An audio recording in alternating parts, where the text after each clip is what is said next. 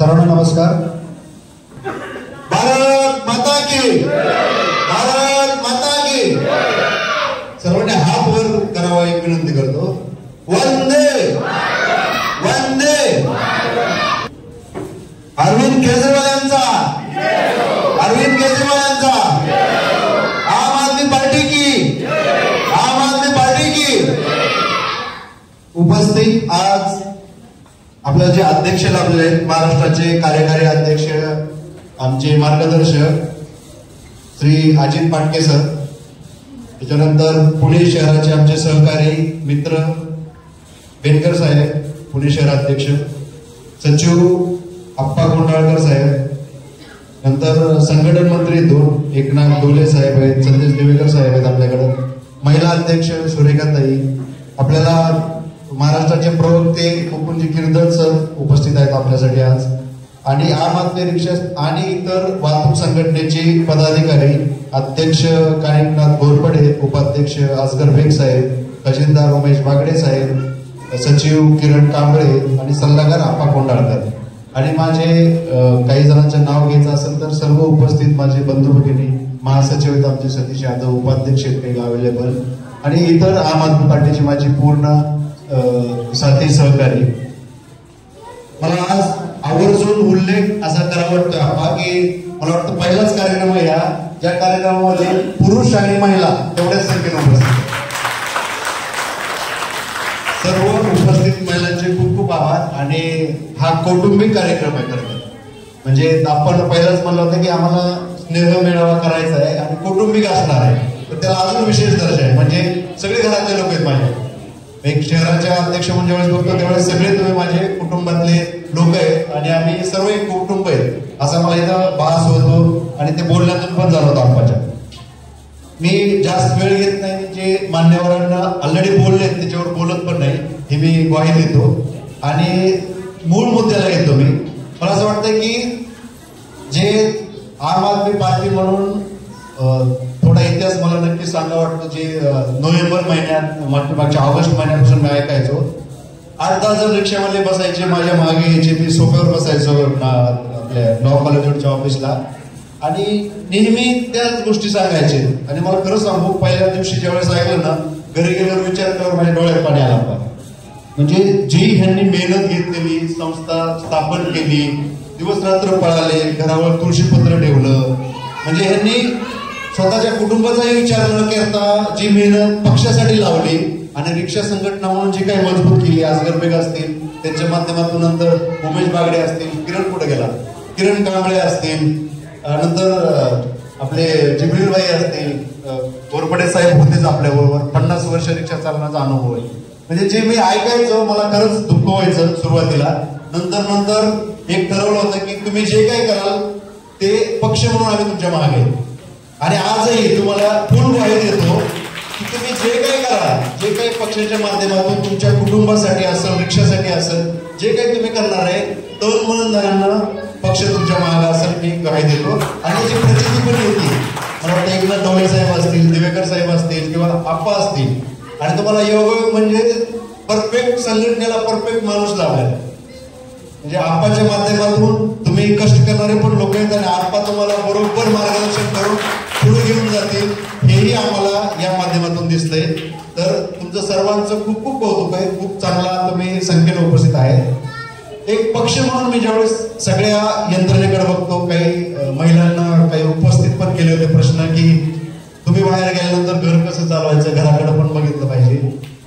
मी तुम्हाला एक ग्वाही देतो आणि पूर्ण होश आवाज म्हणतात की तन मन धनातून एक ग्वाही देतो की मी मध्यंतरी आमचे शंकर थोरात सर आहेत, म्हणजे महानगरपालिकेची तंतोतंत माहिती असणारा व्यक्ती आमच्याकडं, आणि चांगलं मार्गदर्शन करतात, त्यांच्या माध्यमातून मी तिथल्या काही समाज विकास विभाग आहे महानगरपालिकेचा, आणि या विकासातून खूप योजना आहे, म्हणजे त्याचे पुस्तक पण आणले। माझा विचार होता की तुम्हाला हँडओव्हर करावा, पण माझा विचार बदलला बसल्या बसल्या इथं, तर माझ्याकडून तुम्हाला एक शब्द आहे की ह्याच्यातल्या जेवढ्या योजना आहेत, आणि ह्या सगळ्या योजना कोणासाठी आहेत, 10वीतील मुलं असतील, 12वीतील मुलं असतील, अभ्यास करणारे ग्रॅज्युएशनचे मुलं असतील, व्यवसाय करणाऱ्या महिला असतील, विधवा महिला असतील, किंवा जे काही म्हणतो ना की वंचित घटक आहे, कष्ट करणारा घटक आहे पुणे शहरामध्ये, त्याच्यासाठी खूप योजना आहे त्याच्यामध्ये. तर एक आम आदमी पार्टी म्हणून माझा तुम्हाला असा शब्द आहे की 15 ऑगस्टला तुमच्यासाठी फुल टाइम एक एम्प्लॉय देतो, तुम्हाला एक कॉम्प्युटर देतो, प्रिंटर देतो आणि या सगळ्या योजना तुमच्या कुटुंबासाठी एक शहर अध्यक्ष म्हणून मी तुम्हाला आश्वासन देतो. आणि ह्याचं उद्घाटन करण्यासाठी मी सरांना अजून हे करतो की नानापेठच्या ऑफिसमध्ये आपण संकल्पना चालू पण करू. खूप दिवस होतं की कधी योग येईल याचा, आणि ह्या माध्यमातून पुणे शहरामध्ये पण आपण ही योजना पूर्ण राबवून घेण्याचं तुम्हाला एक आश्वासन देतो. मला जास्त पुढं अजून बोलावं लागतंय, पण एक शेवटची सगळ्यांना एक कळकळीची विनंती. हे बघा, सामाजिक विभाग म्हणजे हा याला खूप झालं 200 किंवा 225 कोटीचा हा प्रकल्प आहे पुणे महानगरपालिकेचा. पण पुणे महानगरपालिकेचं बजेट 11,600 कोटीचे. हे 200 कोटी ह्याच्यातले आपण सत्तेत नसताना राबवू शकू, पण 11,600 कोटी म्हणजे खूप पैसे झाले. मी 1 वर्षावरची हिशोब करता की प्रत्येक व्यक्ती मागं 30-30 हजार रुपये महानगरपालिका खर्च करते. मग ते सार्वजनिक सगळ्या शाळा असतील, आरोग्य संस्था असतील, तुमच्या सार्वजनिक वाहतूक असेल, रस्ते असतील, पाणी असेल, याच्यावर एवढा खर्च करते. पण तरीही आपल्याला प्रत्येक गोष्टी समस्या आहे. म्हणजे परवाची घटना होती की त्या महिलेचा जो पाय मोडला होता अपघात, ती मला वाटतं किरण मला सकाळीपासून फोन करत होता आणि मला 12, 11, 11:30 पर्यंत कॉल असतात, म्हणून मला ते उशीर झाला यायला. पण त्यावेळेस मला असं जाणवलं की जी खरंच आपल्याकडे गरजेच्या संस्था ज्या उभ्या केल्या आहेत, म्हणजे ससून रुग्णालय, सर्वोपचार रुग्णालय महाराष्ट्रातलं 2 नंबरचं हॉस्पिटल आहे, तिथं सगळ्या सुविधा तुम्हाला मिळल्या पाहिजेत. हे सरकारचं आश्वासन आहे कागदपत्री. पण हे जे भ्रष्टाचारी लोक आहेत, हे जे इतर पक्षामध्ये लोक आहेत, हे लोकांना सुविधा मिळून नाही देत. आणि प्रशासन त्याच्या पुढचं आहे. प्रशासनावर बिलकुल अंकुश नाही राहिला मध्यस्थ राज्य सरकारचा आता पाठीमागील 5 वर्षापासून. हे तुमच्यापर्यंत योजना येऊन देत नाही. पण त्याच दिवशी मी अशी घोषणा केली की आम आदमी पार्टीचा फलक घेऊन तिथे एक व्यक्ती उभा करणार आहे, आणि ज्याने आपल्याला काही ससून रुग्णालयात अडचणी असेल तर आमच्याशी संपर्क करा, असा 2 तास व्यक्ती उभा करणार आहे. त्याचं आम्ही डिझाईन पण केलंय. ते मला वाटतं 1-2 दिवसात आम्ही जाऊन तिथं 2 तास बसायला पण चालू करू. आणि जे काय महाराष्ट्रातून लोक येतील, पुणे शहरातून लोक येतील, सर्वांना मोफत उपचार करून द्यायची ही आमची जबाबदारी.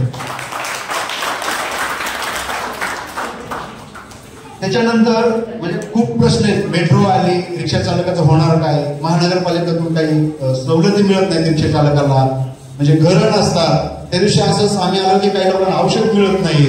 त्या मालधक्का काय गाडी डेपो होतं ना, गाडीखाना तिथे जाऊन त्या अधिकाऱ्याशी बोललो. औषधाची पण तुम्हाला काही पुण्यात अडचण आली तर त्याला जी काही शहरी गरीबी योजना आहे सगळ्यासाठी या पुस्तकाच्या माध्यमातून राबवून देतो, आणि तुम्हाला औषधावर 1 रुपया खर्च करणार नाही, तुम्हाला करावं लागणार नाही, अशी व्यवस्था आम्ही निर्माण करू इथं.